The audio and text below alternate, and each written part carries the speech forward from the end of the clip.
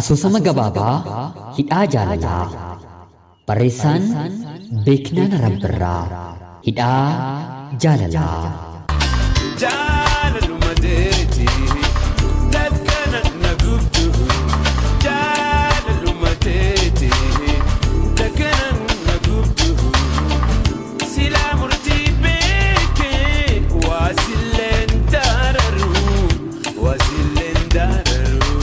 Yoyyaa shamaa akkam jirtu kabajamtoota hordoftoota qophii Oromiyaa 24 nagaaf jaalalli tokkummaan bakka jirtan hundaatti hunda keessaniif haa ta'u jechaa guyyaa har'aa asoosama baay'ee nama barsiisuu fi hubannoo cimaa nama argamsiisu hidhaa jaalalaa Beeknaan Rabbirraan barreeffame isiniif qabadheen dhiyaadheeraa hanga xumura qophii kanaatti laayikii fi sheer gochuun akka na waliin turtan kabajaan isin gaafachaa akkanumallee namoonni chaanalii keenyaaf haaraa taatan sabskiraayib gochuun maatii keenya akka taatan kabajaan isin affeeraa dubbisuun hanga xumura qophii kanaatti waliin kanan turu ani gammachiis Tashoomeetii turtii gaarii. Hidhaa jaalalaa.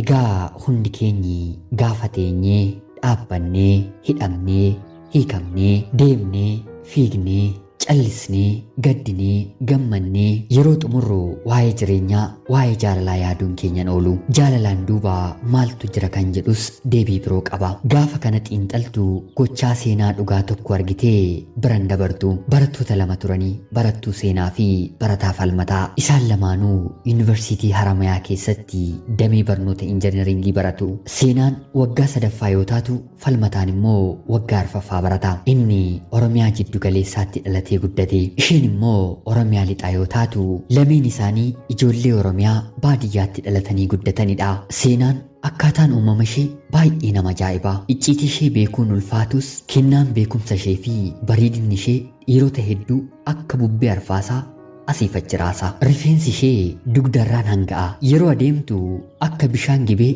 deemuu malee sagaleen dhageessistu. Ijji ishee akka urjii birraa calaqqisti. Seeqni yookiin immoo kolfi ilkaan ishee akka tirikaa dukkana keessatti ifa. Konkonni funyaan ishee akka waan ogeessi bobbocaa boce fakkaata. Guntunni ishee immoo akka tulluuwwan Oromiyaa keessaa uumamanii kan dhaabbate ol jedhee nama laalu fakkaata. Seenaan yeroo kolfitu sagalee onnee nama raasu tokko osoo hin daangessiin ol baasti. Haalli uffannaa ishees akka bineensota baddaa baalee daawwataniitti ilaalanii xumuruun ni ulfaata. Falmataan immoo mooraa yuunivarsiitii Haramayaa keessatti baay'ee tokko boonuudhaan beekama. Gaafa namni baay'een haasa'u baay'ee dhaggeeffata. Rifeensi isaa immoo boca odaa Oromoo fakkaatee akka bosona Oromiyaa durii daawwatameen quufamu. Kennaan bareedina isaa akka somayaa leemmanii ol qajeelaadha. Kan nama dhibu falmataan barnoota isaatiin baay'ee cimaadha yoon jedhe san madaalu. Gaafa barsiisaan gaaffisa gaafatu akka leencii yeroo gaaraa bookkisu bineensonni isaan kaan asiif achi sokoksanii barattoonni kaan daree keessaa calli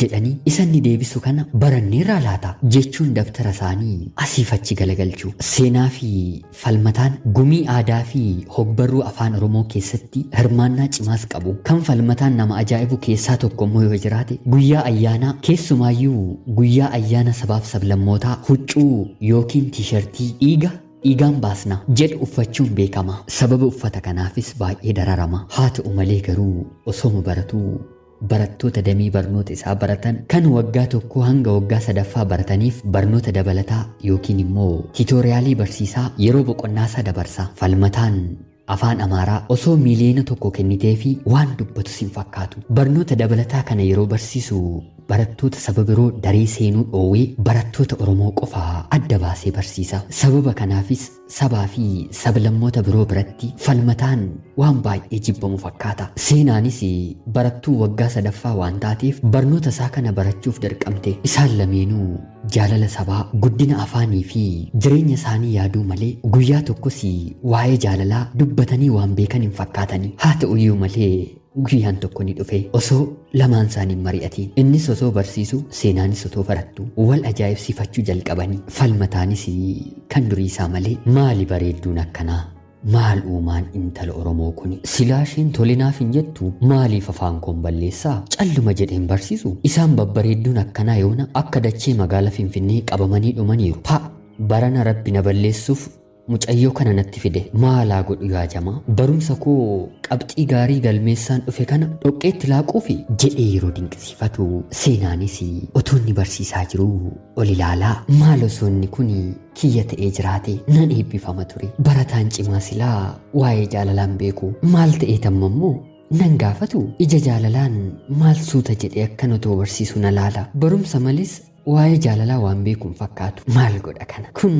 aljeebraa malee jaalala beekaa laata tarii immoo gaaffii kanatu na dhibe jedhee bira geesse ilaalu yeroo inni na laalu ija keessa laaluu danda'a laata yaa rabbii koo jettee seenaan gaafficha qabattee ijaan lafa laalaa tokko lama jedhaa gara isaa deemuu jalqabde yeroo seenaan gaafficha gaafachuuf kophaa bira deemtu dubartoonni kaan maaliif qofaa bira deemte bareedaa kana jaallachuu barbaadde moo jedhanii miila lafatti riganii warri dhiiraas jalaa wal ilaalaa ishee ani gaafachuuf ka'e maal abbaasaa qofaa haasofsiisaa jechuun yaadaan wal qeeqanii seenaan dhiirota hedduun jaalatamti garuu baay'een isaanii gaafachuu sodaatanii doormii keessatti ciinca'u akkuma falmataa bira geesseenis ija jaalalaan isa shululuun yeroo laaltu falmataan waan akka balaqqeessi wayii tokko ofii taa'ee isheen dhaabbattee asii gadi isa rukutuu ija ishee keessa naasuun ilaalaa maaloo seenaa akkanatti nan laaliin jechaa gaafficha hojjeteef erga hojjetee xumuree boodas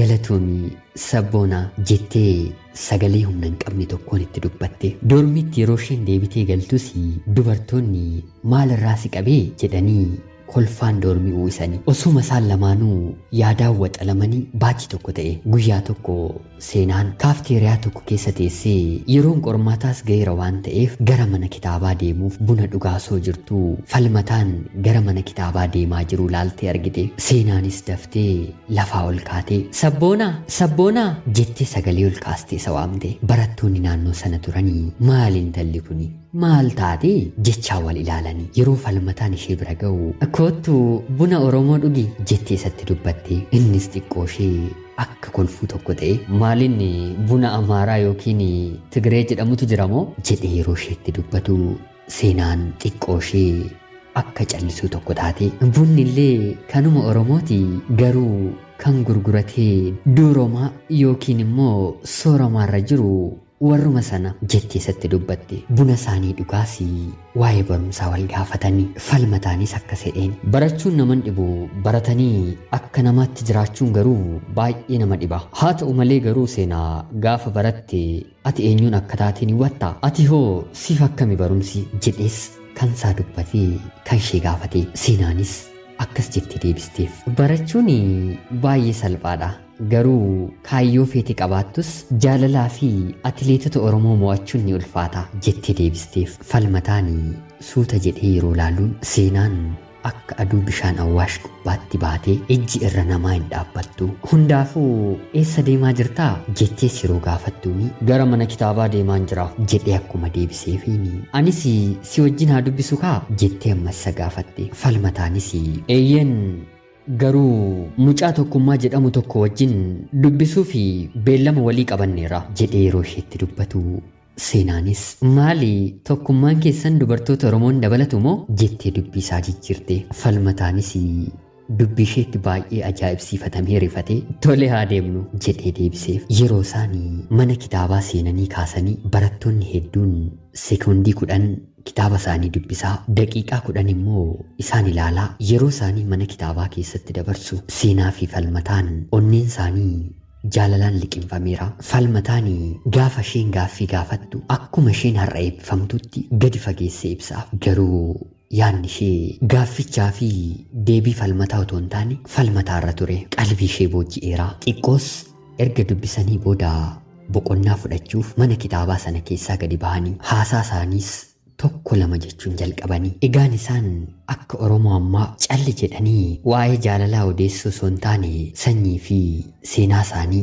akka Oromoo duriitti wal gaafatanii lachanuu mudaan muddii qabanii seenaanis gaaffiin ajaa'ibu tokko si gaafadhu jettee falmataa gaafatte innis deebisee fi tole rakkoo maal qabare yeroo jedhuun ati garuu maaliif barattoota saba biroo akka daree keessa inni dhoowwitaa gaafa barsiisaa yuunivarsiitii taasis akkasuma gootamu jettee yeroo isa gaafattu falmataanis quuqama garaasaa keessaa baafatee nuti yoo xiqqaate uummata miiliyoona 40 taana garuu afaan keenyaan magaala deemnee lilmoo bitachuu hin dandeenye hedduun keenya immoo afaanuma keenya dubbachuutu ni qaanofna namoonni hedduun yoo afaan amaaraa kuni jalaa cabe ishee fooyyessuuf halkan guutuu hirriba dhabu kanaaf barattoota keenyaa fi akka isaaniif galutti afaan oromootti ni kaaf anis dirqama koo ba'uun qaba kanumaafis jedhee akkuma deebiseefiin amma immoo ani dabaree koo si gaafachuu danda'a jechuun yeroo seenaa gaafatu seenaanis eeyyeen rakkoon qabu falmata jettee deebisteefi ati maqaa kana maaliif sitti moggaasanii jedhee yeroo shi gaafatu seenaanii xiqqoo erga gadditee booda abbaan koo yeroo mootummaa wayyaanee seenu sana roorroon nutti hammaatii jinnaan gara waraana adda bilisummaa Oromootti deeme achittis wareegame yeroo sana reefu harmee koo wajjin wal fuudhanii ji'a 5 akka ta'een ture waraana kan deeme harmeen koos anaan garaatti na baattee mana hidhaa turte gaafa isheen ulfa ji'a 8 taatu erga deesse deebisnee siina jedhanii mana hidhaatii gad ishee lakkisanii harmeen koos na deesse ji'a 2 gaafa geessu isheenis baqattee gara waraana adda bilisummaa Oromootti makamte amma ni jirti ni wareegamteetti wanta ani beeku tokko iyyuu hin jiru ani ergan dhaladhee kaasee akkoo kootu na guddise maqaa koos akkoo kootu seenaa jedhee naaf moggaase jettee miira gaddaan falmataatti dubbatte sanaan booddees gara falmataatti garagaltee ati hoo jireenyi kee maal fakkaataa jettee yeroo isa gaafattu abbaan koo baay'ee nama cimaa fi nama Oromoof dhiigu ture yeroo baay'ee farda eeboo fi gaachana isaatiin addan ba'u yeroo sirna dargii sanaa akka ta'uttis ta'ee darbee bara wayyaanii kana bira ga'e manni keenyi poolisiidhaan marfamee bula ganama yeroo baay'ees dhukaasatu dhagahama garuu Oromoon naannoo sanaa isa deeggaranii poolisoota ofirraa faccisaa turanii harmeen koos akka isheen rasaasatti fayyadamuu dandeessu leenjisee ture fardi abbaa koo maqaan isaas bulloo jedhama gaafa abbaan koo bulloo jedhee waamu ni fiigaaf ni balali'aansaa osoo hin beekamiin bira gahee diina jalaa miliqaa turanii guyyaa tokko osoo inni quban qabiin lafti bari'uu geesse abbaa kiyya na jalaa ajjeesanii kana booda Oromoon naannoo keenyaa eeboo fardaan itti yaa'us diinni dhukaasa walirraan cinneen gara magaala naannoo sanaatti qajeelanii namoonni 2 ollaa keenyaa dafanii formaata tokkos uumanii Oromoon amma duukaa deemaa jirtan dhaabbadhaa erga jedhaniinis booda fardaaf meeshaa isaanii fudhatanii karaa biraatiin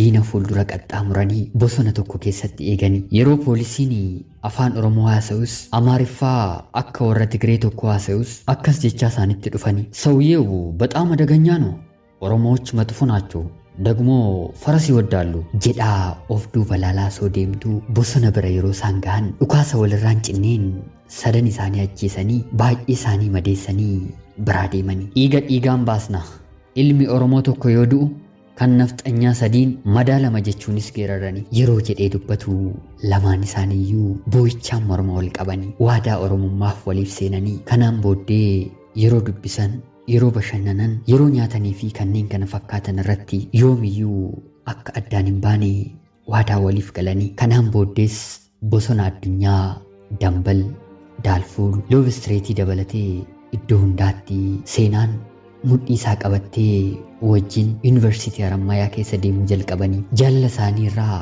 Oromoon Jimmaa Arsii Baalee Wallaggaa Shawaa Boorana Gujii Karayyuu Iluu Harargee fi Kamisee hundi isaanii sanyii tokko akka ta'anii fi namoota nama naannoo kiyyaa jaalladhee wajjin jiraadha jedhuuf deebii gahaa kennanii yeroo tokkos yuunivarsiitii Amaaraa keessa barataan Oromoo tokko du'e jedhamee dhagahame falmataa fi hiriyoonni isaa kaayyoo dhiigaan baasna kan jedhu qaban guyyaa tokko galgala keessaa sa'aatii 3 yeroo ta'u barattoonni kumaatamaan lakkaawaman mana kitaabaa keessatti dubbisaa jiranii falmataa fi hiriyoonni isaa dhagaa lamaan tokko gara foddaa mana kitaabaatti yeroo gadi lakkisan barataan inni kaan wal caccabsaa balbalaan inni kaan karaa foddaa asii gadi of darbataa isa kufeerra deemaa baqatanii inni waggaa tokkoffaa naannoo Amaaraa keessaa dhufe tokko akkas jedhees dubbate. Yaa Waaqa tsalootii koo naaf dhaga'uu diddee yuunivarsiitii Oromoo nageessite jedhe jennaani barattoonni Oromoo doormii keessa jiran kolfaan dhumanii ergasii kaasee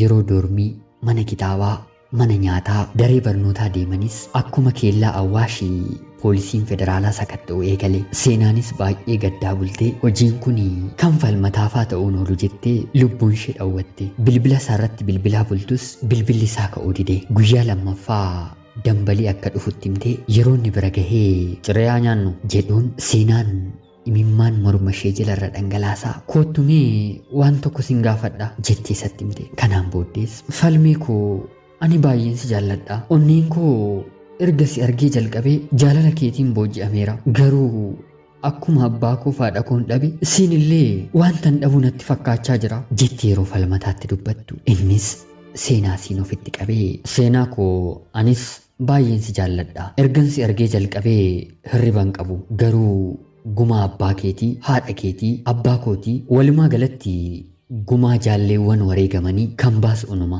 jechuun imimmaan gadi roobsaa sirba Kadir Martuu fedhii koo hin taane si ganuuni jedhu yeroo yoo qabaatte naaf dhaggeeffadhu jedhee isheetti dubbate. Fedhii koo hin taane si ganuuni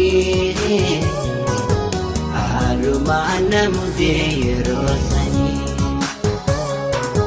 dhiifama naaf godhee atumaanii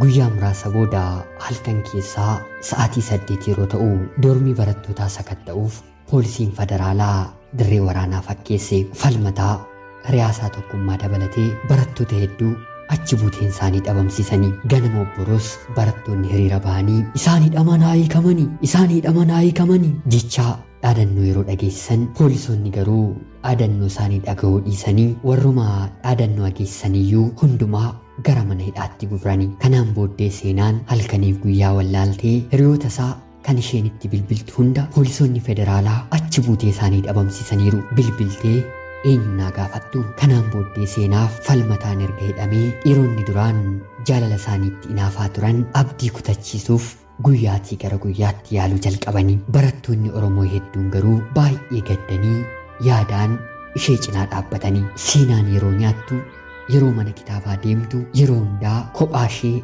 yaadaan yaaddaa ciincaa deemuu jalqabde. Guyyaa tokko otoo gara mana kitaabaatti deemtus gaaffii tokko of gaafatte. Harmeen koo gaafa abbaan koo deemee wareegame maaliif inni hin deebi'u jettee abdii kutattee nama gara biraatti hin heerumne nama biraa jaallachuutiif maaliif dhiiste jettee gaaffii of gaafatte. Gaaffiin kunis yeroo itti kennitee dafee deebii waan sammuu ishee keessatti argateef anis kaayyoo haadhaaf abbaa koo kan jaalallee koo walumaa galatti dirqama oromummaa bahuun qaba jettee of amansiiste. Itti dabaltees onneen koo al takkaa falmataan wareegameera. Kanaan booddees eenyunis tasuma wareegamu jettee waadaa ofiif galte. Maalummaan jaalalaa eenyummaan oromummaa galeef. Falmataan poolisoota dhalootaan Oromoo ta'an keessaa hiriyoota hedduu qaba. Poolisoota sana keessaa tokkoon xalayaa kana barattuu seenaa jedhamtutti naaf geessi jechuun itti kennate. Xalayichis akkana kan jedhu ture. Seenaa koo si'a ga'u nageenyi koo akkam nagaadha baay'een si yaade seenaa koo onneen koo jaalala sabaaf jaalala keetiin iddoo lamatti qoodamtee gubachaa jirti. Miidhaaf dararaan anarra ga'es kanuma Oromoo jaarraa tokkoof irra gahaa ture sanadha. Hanga bilisummaa argannee biyya dhalanne irratti akka namaatti jiraannutti jaalala keenya galmaan ga'uun ulfaata. Ammaaf mana murtiitti na dhiyeessanii waggaa 8 natti murteessaniiru. Waggaa 8 jechuun salphaa miti. Seenaa koo ani jaalala ijoollummaa keetti taphachuun fedhu. Hanga ani mana hidhaa keessaa ba'utti obsitee yoo na eegde hawwii kooti. Yoo ta'uu baates wanti gaariin akkasii qunnamu rabbiin siif kadhadha. Sirba Dooktara kabajamaa Artiist Alii Birraa silaa osoon beekee waa siilleen dararuu jedhu si affeereen jira. Kana naaf dhaggeeffadhu.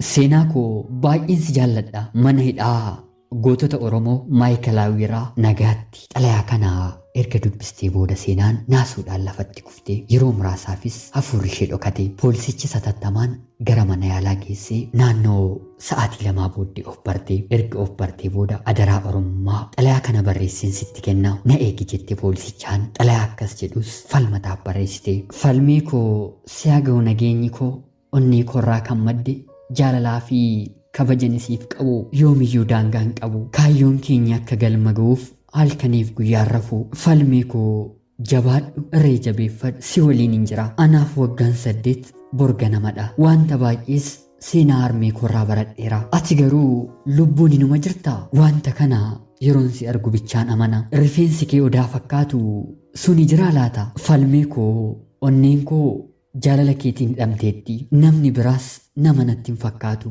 Falmii koo yoomiyyuu taanaan sin jaalladha. Hanga ati dhuftuutti sin eeggadha. Nagaatti jaalallee kee seenaa yuunivarsiitii Haramayaarraa jettiin seenaan barreessitee falmataatti ergite. Waggaa 8 jechuun borga nama jettee xalayaa sanarratti barreessituufis haa ta'uutii garuu bu'aa bayii hedduutu turani. Seenaan barattee eebbifamtee garuu hojii argachuuf ragaa miseensa OPDO yookiin immoo wayyaanee fiddu malee hin qacaramtu waan jedhaniif hojii argachuu hin dandeenye. Baadiyyaa akkoo ishee biratti deebitee akkoo ishee waliin jireenya ganamaa jiraachuutti fuftee. Akkoon ishee seenaa ishee fi falmataa dhageesse ganamaaf galgalaa seenaa cinaa dhaabbattee gorsiti. Guyyaa gaafa falmataan mana hidhaatii ba'u lakkooftee seenaan balbala mana hidhaa Maayikalaawwii dhaabbattee. Waggaa 8 booddee akkuma wal arganittis ijji isaanii imimmaan dukkanaa'e. Falmataan akkas bareedu ture. Yeroo waggaa 8 xumuree mana hidhaa keessaatii ba'u akka bosona Baalee fi Booranaa guggubatee dhumeera. Wal arganiis halkaniif guyyaa gammachuu wallaalanii. Ergasiis gara baadiyyaatti deebi'anii akka aadaa Oromoo duriitti iyyanii iyyisiisaa cidha nama ajaa'ibu tokko gaggeessanii. Manguddoon Oromoos bahanii lamaan isaanii bultii gaarii muudaa hin qabne milkii qabu akka argataniif eebbisanii. Ji'a tokko booddee garuu wanta ajaa'ibaa tokkotu ta'e. Seenaan waggaa tokko dura falmataan akka hiikamu beektee DV biyya Ameerikaa ani heerumeera jettee guuttee ture. Rabbis ishee gargaarii. Erga falmataan hiikamee dhuguma heerumtee xalayaadhaan barbaadanii DV'n suni akka ba'eefiitti himanii. Falmataa fi seenaan tasuma wanta kana amanuu hin dandeenye. Oromiyaa gadhiisuun kaayyoo isaanii ta'uu baatus falmataan ammas poolisootaan hordofamuu eegaleera. Sababa kanaaf lubbuu isaa hambisuuf miila isaanii gara Ameerikaatti qajeelchanii.